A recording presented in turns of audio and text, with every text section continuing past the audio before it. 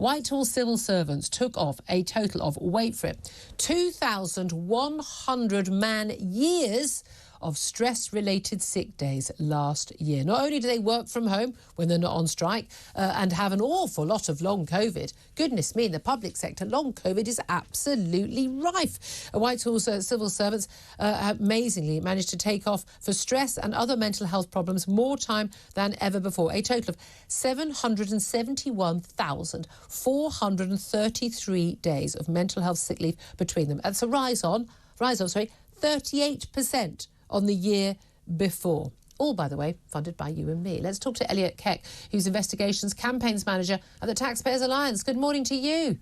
Morning, Julia. These figures absolutely extraordinary, aren't they? And there's no doubt at all that we see in public sector versus private sector, the number of sick days lost, the number of people who've suffering from long COVID, and anything that cannot be, shall we say, independently verified.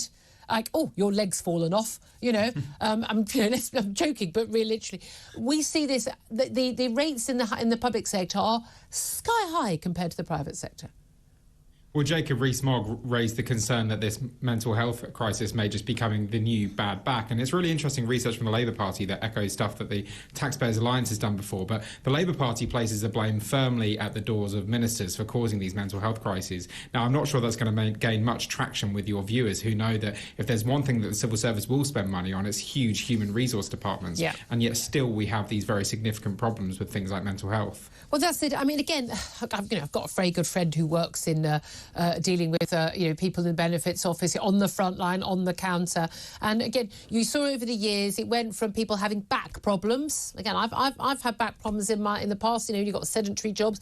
You can if you say you've got a back problem, you've got a back problem. It's very difficult for anyone to verify whether you do or you don't. And then it became stress. Now it's long COVID. And other mental health problems. And the reality is, with both long COVID and mental health problems, I mean, it's what you say. I mean, no one can tell you don't have a mental health problem or you're not suffering from stress or anxiety or depression, whatever it is, because it's entirely, it's your perception, isn't it? But the awful truth about this is, there are people who are suffering genuinely from all of these things, and they are very, very debilitating and very distressing for people and have a massive impact on their lives. And it makes, I think, a lot of people, including me, very angry that we know there'll be people who are swinging the lead and who are using these things and taking advantage of people's genuine problems, claiming, I've got long COVID, I've got stress, to basically to bunk off work.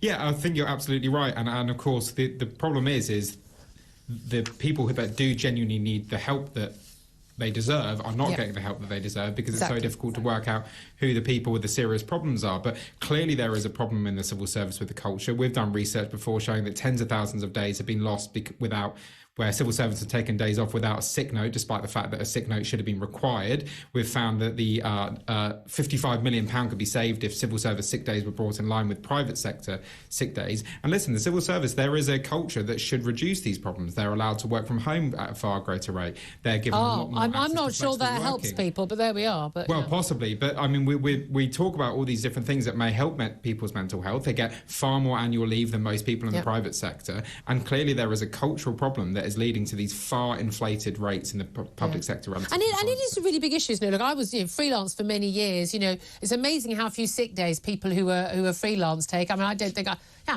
a single sick day in 7 years. I mean, I just, you have to be healthy. And you go when you're feeling unwell. People are like, oh, well, you shouldn't go when you've got a cold. Oh, great, I just won't get paid and won't pay the mortgage if I've got a cold. That's a nonsense. And millions of people live like that. People who run their own businesses, people who are freelance, or people in perhaps an uncertain work, or people who just frankly want to do a good job for their company or the business and keep it going and don't want to let down customers and the like.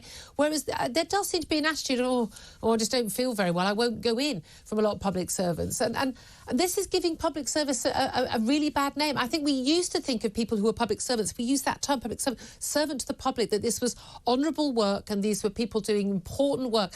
We are now much more sceptical and frankly quite, and a lot of us, and I'm definitely among those, really quite sort of, rude about people in the public sector, especially any job that isn't like a frontline job, whether it's someone, if you're working in a fire service, you're a doctor on the front line, people feel very warm towards those people doing a job we can see.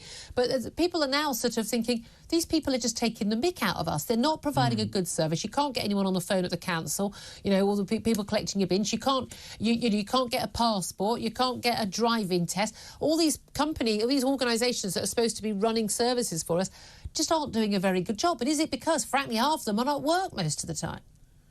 I think what we need is far more rigorous standards within the civil service so that when people are genuinely off from mental health, we know these are people with genuine issues that need help and hopefully are getting the help that they deserve. But until we have that far stricter line, requiring a sick note if you take more than 7 days off, maybe asking people to come into the office more if they're having some mental health problems, if that will help. Until we have that more rigorous line with people and with civil servants and with public sector workers, there will always be this air of uncertainty about whether or not the people that are taking time off work are simply just skiving off on the taxpayers' dime. Absolutely. Elliot Keck from the Taxpayers Alliance, thank you very much indeed.